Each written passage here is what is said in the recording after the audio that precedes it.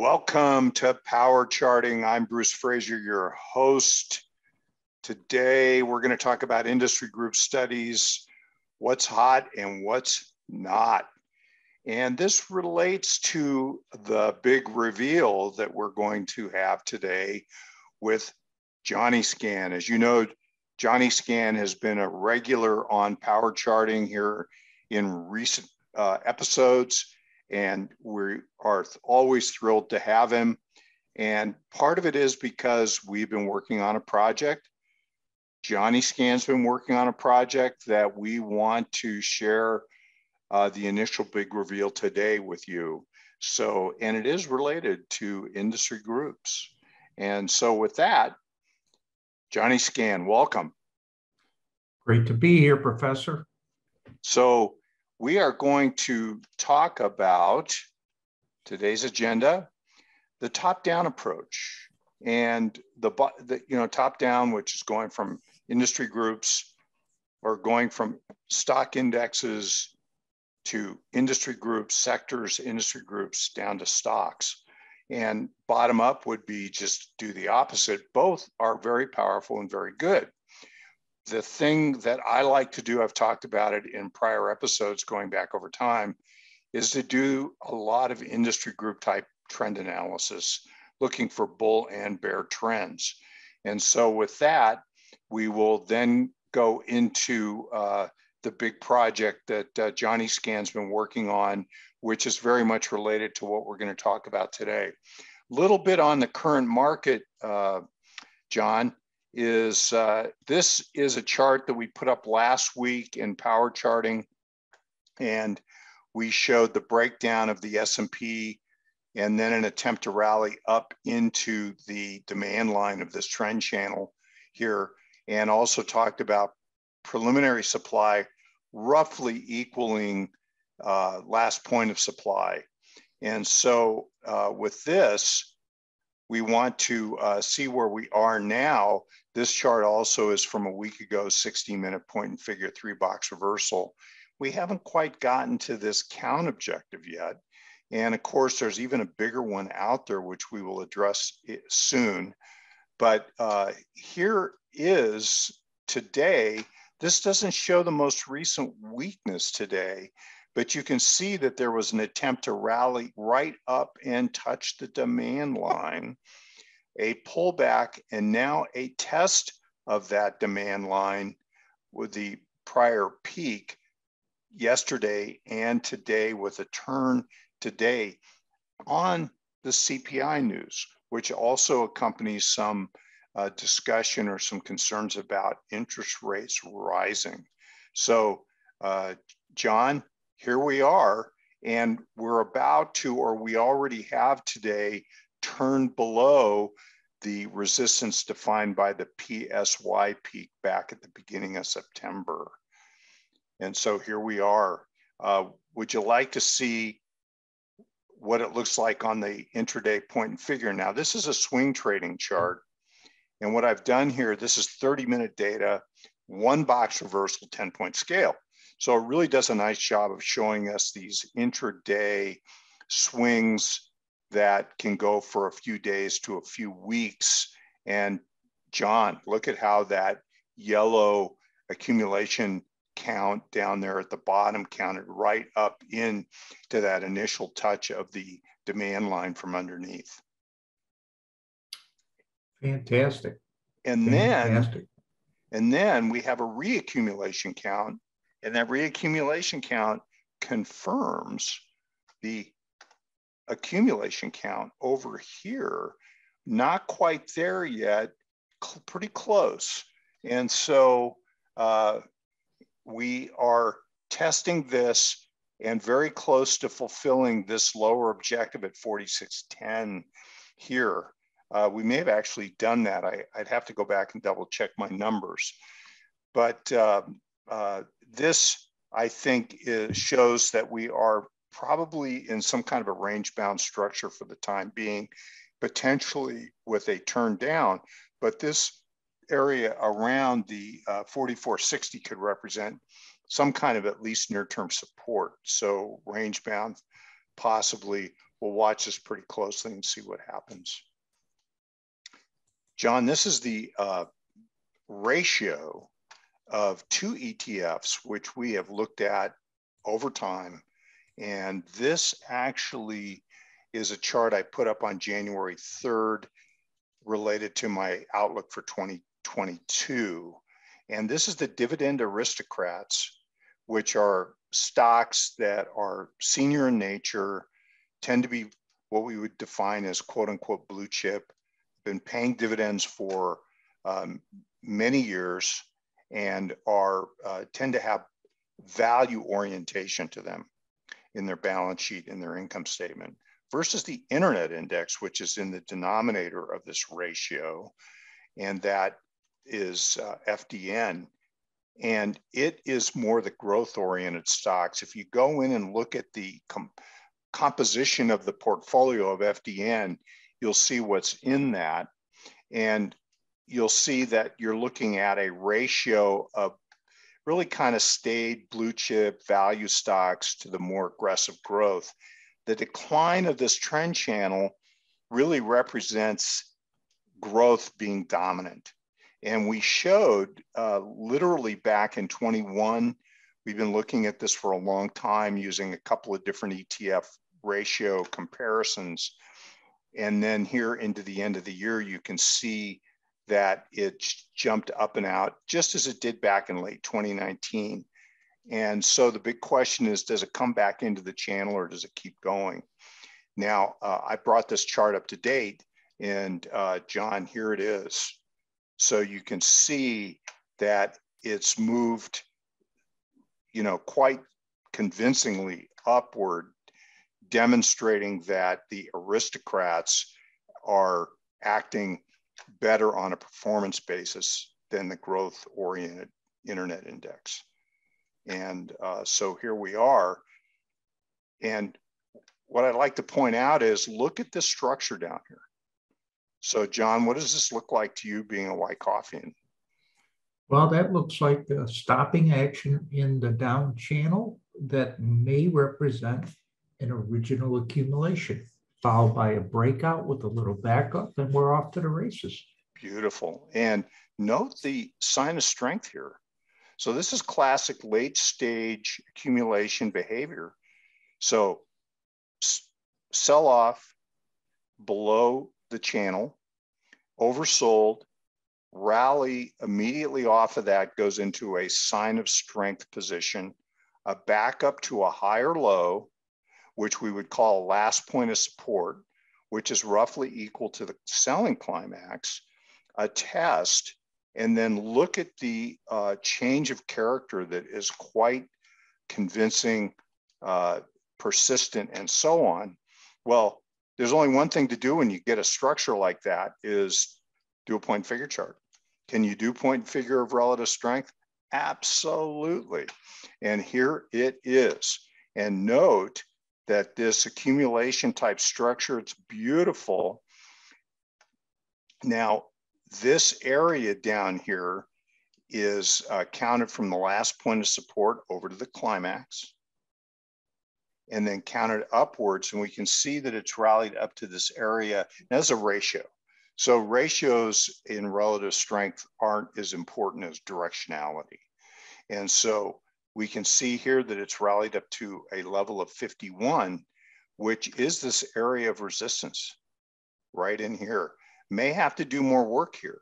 And the count objective of that accumulation is all the way up to 72. Now, what that 72 is the area that this ratio was at back in 2015, 2016, before the big bull run in growth.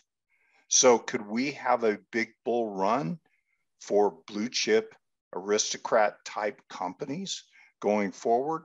And John, this is where I think the big reveal is going to be really interesting to talk about, because I think it addresses some of this.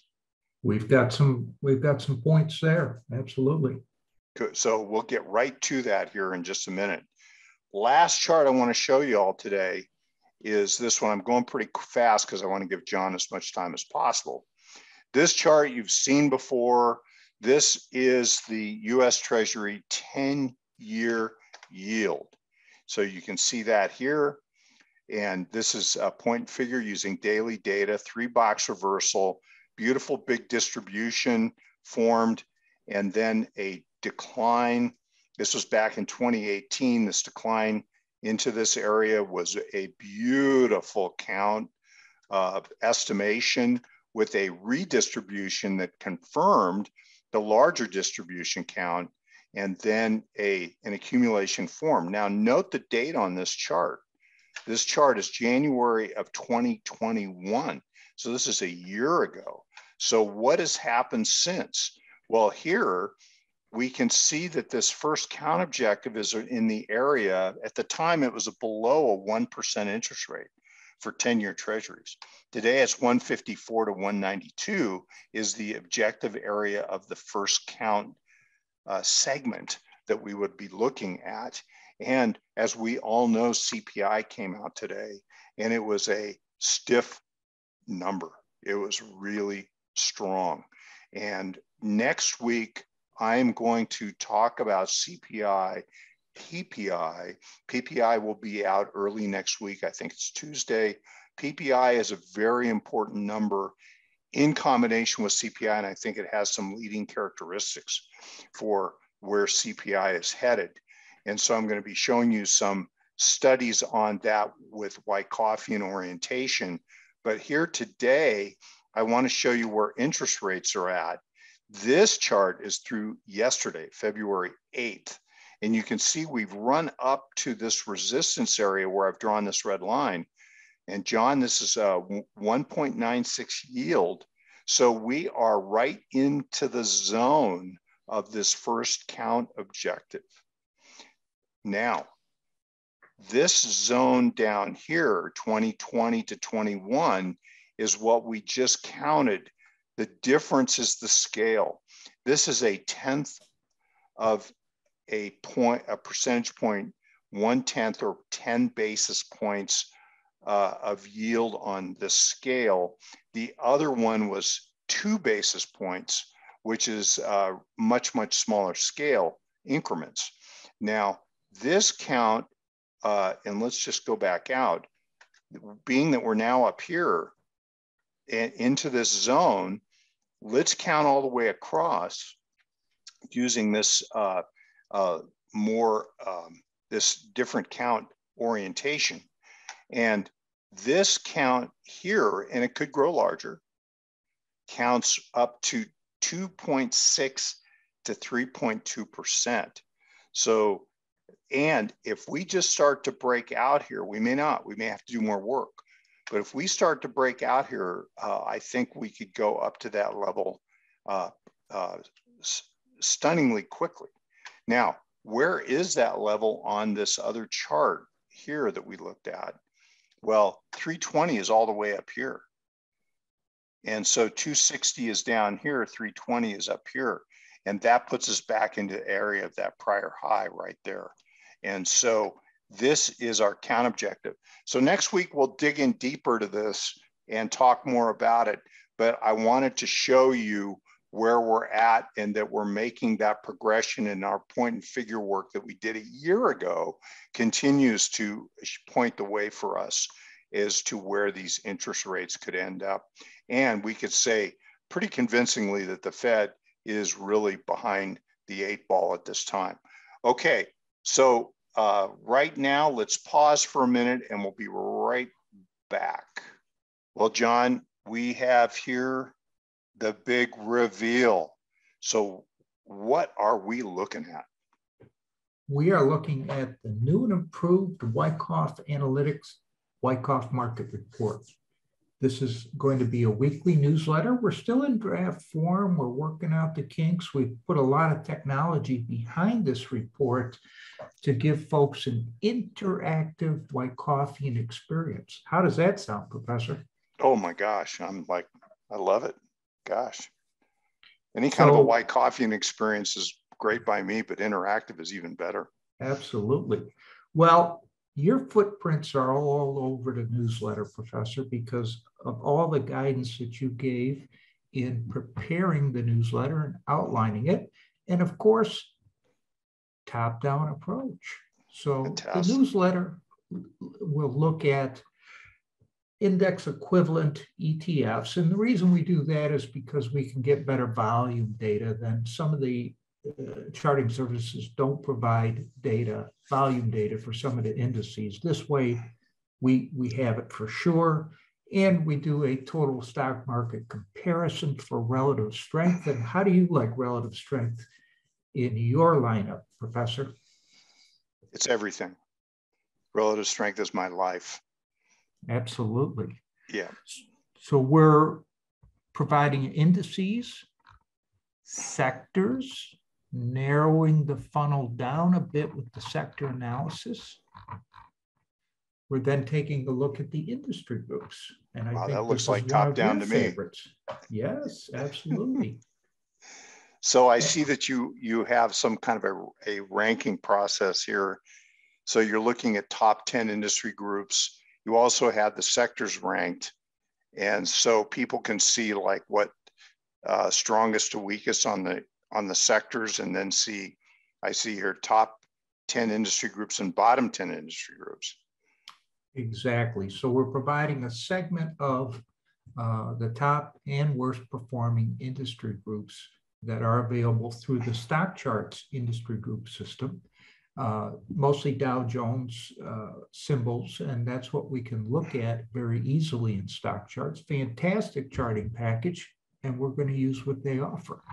So we have the bottoms, and then we show the weekly rate of change, ROC, 13 weeks, and 13 weeks is a calendar quarter. How important is quarterly analysis on an institutional level, Professor? Well, it's very important. I look at, when I look at the data, weekly data, even daily data, I always break it down by quarters of a year. 1 quarter, 6 months, 3 quarters, which is 39 weeks, 52 weeks, because this is the time frame that institutions think in terms of. That is their report card. That's how they're evaluated by their clients. And so quarters of the year is a very, very important time frame for these large influential investors. The newsletter is geared around a 5-day rate of change, 1 week, 13 week, 39 weeks. So we get a wide variety of time periods, all of which are consistent with institutional analysis. Something that's a little different about this market report is that we are trying to see if we can analyze market dynamics in terms of Wyckoff events. Anybody else doing that to your knowledge, Professor? No, I don't know of anybody that is doing that. And this is really exciting because I'm seeing here a Wyckoff events summary, and I take it that these numbers, springs, upthrusts, backups, and so on, those numbers will change over time. And what are those numbers based on? Well, we've developed scans that search the marketplace for Wyckoff structural events, springs, upthrust, backing up action, or stocks breaking down, broken ice, falling through resistance, support, that sort of thing. We have a little summary of how we scan for those. Scan language itself not available, but the analysis is. So for that's example, kind of a benefit, because people don't have to think about the nuances or the, get into the quagmire of scanning, because they have Mr. Johni Scan to do that for them. Absolutely. And that we'll they do the can heavy lifting. You're doing the heavy lifting. And honestly, I have to say, John, that I am a list junkie. So I want to see stock lists, and I want to be able to just sit there and just go through all of these stocks. And oh my gosh, here's a list of stocks. And are these spring candidates? These are spring candidates. Oh my gosh. Let's and look, sectors, industry groups. And so this is really fantastic. Now, I'm seeing that these stocks sectors, industry groups, and stocks all have blue, what appears to be links in them. What does These are that mean? links. Check this out. When you click on the link, here's the stock. Wow. So, and it's not just the stock, but it's in the format that you have created that best represents your orientation towards looking at these. Exactly. So in this particular case, we're looking for springs or spring-like events. This is really the low value in the recent past is here, so that this area, which is what the scan has detected, is down to resistance back up, or down to supported back up. So different. But what's really compelling about that is that once you get a quality spring type event, you get generally a change of character into a pretty strong advance in the ones that are legitimately springs. And then the reactions that come after that tend to be shallow, narrow, dull, and those are great opportunities to initiate or add to positions. So this is exactly the kind of thing that me as a Wyckoffian would want to see. So here we have Perkin-Elmer that's given us a low value in the recent past with retracement into the structure, and look at the leaping character of some of the bars up there, along with a very low volume pullback near the 50 period line. Perfect. That's what we're looking for as Wyckoffians. Absolutely. And keep in mind that when you see this kind of action, it also demonstrates that this is likely has been nearly completely absorbed. And so absorption has occurred, and as a result of that, it moves up easily and quickly. So this is exactly the kind of characteristics we would expect to see after a spring. Here's our breakout category, which look for stocks that have gone through resistance, are residing above resistance, or even taking off. So the ones that have gone the farthest are at the top. The ones that are still closer to the resistance level are toward the bottom. That's based on the way things are ranked. So we click on one and we find Raymond James here, and look what's happened. Breakout, residing top, low volume breakdown, upward slope on Scooter, and relative strength to VTI. So Scooter is the bottom panel. The next one up is the relative strength. Right. And of course, you can see there with Raymond James that relative strength is quite good, really throughout the beginning of 2022 onward. And so we have really a combination of relative strength and price acting quite well. So a tremendous number of really interesting stocks in these lists. If you want to go to the dark side, we do have breakdowns. And here's a very popular stock over time. Scott's Miracle-Gro may be finding a bottom. So here is a lower low, but nice recovery off of that. But look at how all of our lines are really degraded over time, and our 50 is below the 200, the 200's down sloping. Very troubled technical picture. We can look at another stock, Avery Dennison, and boom, broke right through the bottom of support, trying to find some leverage footing there. But look at the volume there. Big volume off the break. That's a big Wyckoffian thing.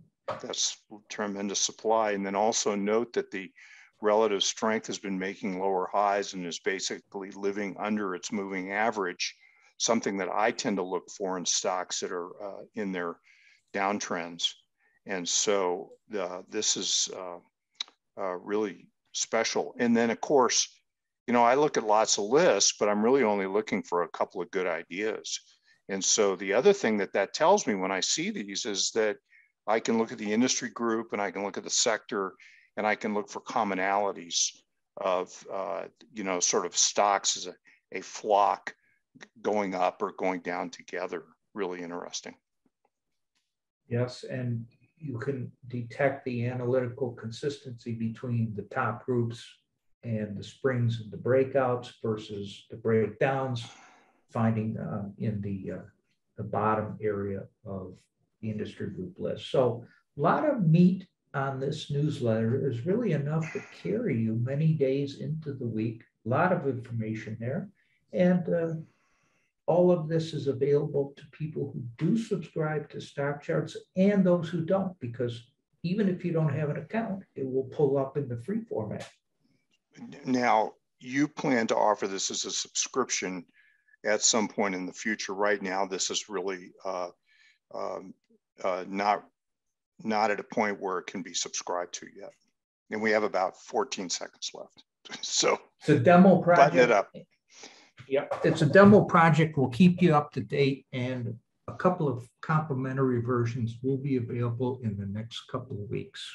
And we will definitely do more with this in power charting too over time.